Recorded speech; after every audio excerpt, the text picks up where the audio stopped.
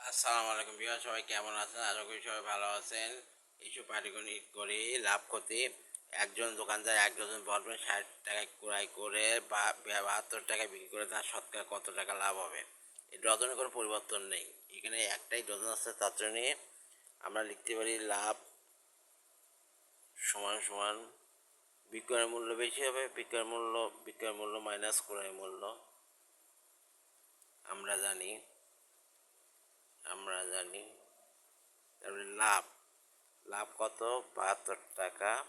আয় হচ্ছে 60 টাকা সমান সমান 2 1 12 টাকা। এখানে কিন্তু কুড়াই মূল্য 60 টাকা। কুড়াই মূল্য থেকে লাভ ক্ষতি হিসাব করতে হয়। যদি ক্ষতি হইতো তাহলে 60 টাকা এত টাকা ক্ষতি হয়। আবার এখানে শতকরা বলেছে, তাহলে 100 চলে আসবে। এই 100 করতে হবে, 100% করতে হবে।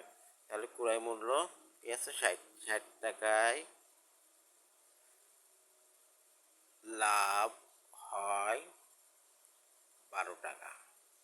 অতএব 1 টাকায় লাভ হয় 12/60 টাকা।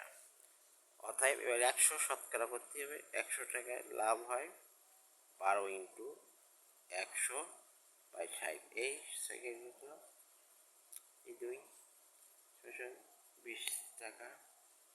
তাহলে এরা টাকা লিখতে হবে, কারণ এই 100 আছে। তাহলে যদি 100 বাদ দিই তাহলে এখানে 60% লাভ। এই পার্সেন্ট লিখতে হবে, নাহলে কিন্তু অঙ্ক ভুল হয়ে যাবে।